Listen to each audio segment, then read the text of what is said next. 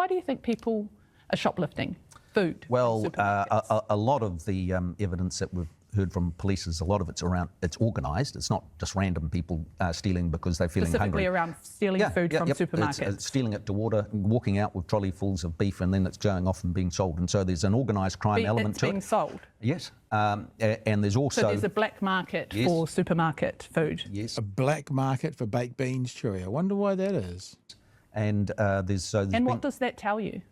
Well, it tells us that some people don't like paying for things, and the rest of society that does pay for it. To pay for food, and therefore there's a black market because there's a need there. You're just you're being a little bit reminiscent of Tamitha Paul, which is I think that's what a lovely compliment, Mr. Goldsmith. Thank you, says Mikey. Market because there's a need there. You're just you're being a little bit reminiscent of Tamitha Paul, which is I think that's a lazy comparison. The Greens probably one you already had in your pocket, but we digress. I was amazed that the Greens decided to get into the shoplifting debate, but they did. It's a genuine question, though, Minister. But the point because is, why would people steal? It's not like jewellery or electronics. It's food. People are stealing food. Why do you think they're doing that? My answer to that is that a lot of New Zealanders right now are doing it tough. We're in a.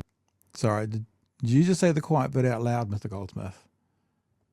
Because you're getting a bit too far away from blame Labor for doing it tough. You are aware of that. Is Mr. Goldsmith about to announce increased funding for food banks? I think so. To remove a market for these steal to orders. And maybe taking away those tax cuts from the top 5% and distributing that money to the bottom 5%. I know what he could do. He could take some, just a little bit, the $400 million worth of excess profits that the supermarkets have got in the last 12 months. You can take some of that. But look, if there's people that want to buy fucking out of the back of my car fucking mints, and this, they know it's not legitimate. But at the moment, you go to the supermarket, a kilo of mints, which used to be an absolute staple for poor families, is $20. So someone's doing robberies. But they're not getting any time. Maybe the robbers are robbing the robbers. They're not getting any time for that. Here. All right, let's get to the end of this. This government can't conceive of the fact that if there is a black market, they can remove that black market by increasing funding for food banks or cracking down on the supermarkets, price gouging the fuck out of all of us. Or funding beneficiaries so that they can live a meagre life rather than a desperate life. A third option. My answer to that is that a lot of New Zealanders right now are doing it tough. We're in a difficult economic period, but there is never any excuse for stealing, and there's never any excuse for expecting the rest of your fellow New Zealanders to foot the bill for your food. And we have a strong and effective... Hang on. There's so much to unpack. Did he just talk down the whole tax system? Because he just said it's for the rest of is it okay for the rest of New Zealand to pay for these new helicopters coming? Like, hang on. If you've just said that it's never okay to take from the storehouse of money that all New Zealanders contribute to, whether it's tax or whether it's supermarket profits, it's not okay to take from that. You're a libertarian. All tax is theft. This is interesting. All right, we'll keep going. Fellow New Zealanders to foot the bill for your food. And we have a strong and effective workforce. I guess the question, Minister, if you allow me, is can people who are being forced to steal food pay for fines? Well, they're not being forced to steal. Nobody's forced to steal food. You think they want to be doing that? Well, ultimately, we have a welfare system in this country, and people should obey the law, and that's the very clear and consistent. We have a welfare system, do we? Apparently. Yeah, are you wanting to add to it, or should we get to the last 30? No, just pointing out this fucking fool doesn't know what he's talking about. Minister, that the welfare system doesn't necessarily cover the cost of living. Well, there's still no excuse for stealing, and so that's why we're sending a clear message at the moment.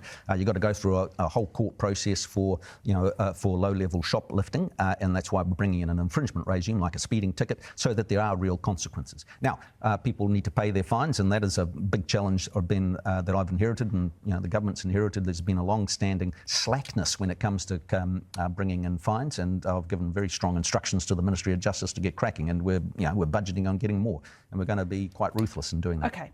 Again, the quiet bit out loud. We're budgeting on getting more. So Mr. Goldsmith needs money to pay landlords and tax rebates.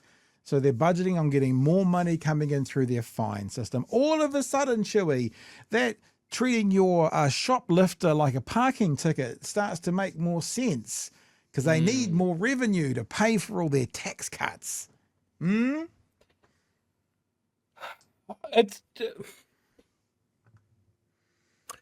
There are so many right-wing ideals happening in countries like us around the world, democracies. And it's remarkable how quick they all fall apart. Like, we could solve crime, we could solve child poverty, we could remove a market, we could solve the black meat market for stolen meat. They have all the tools, and the only tool that they pull out of their bucket is a hammer for the poor. It's the only one. It's a remarkable lack of thought, of looking at ideas from the past that haven't worked, the ideas from other countries that haven't worked. But this time here, it'll work for us. Yeah. Like, we have been here before and none of this shit worked. Well, it might be different this time, Joe. That's what they're saying. It won't be different this time, but that's what. And also, but hang on. But why it has worked in the past? It has worked to get parties elected and re-elected. That's where it's worked. Has it worked on the problem? No. Is the New Zealand electorate a battered wife that just keeps coming back, going, "This time he'll treat me good"? Yep. Because it's bullshit. Why do we do this to ourselves? Why does the New Zealand electorate keep on voting for these guys that have not a new idea in the cupboard ever? Why do we vote for these guys that are like, just straight out of the gates, New Zealanders don't deserve nice things?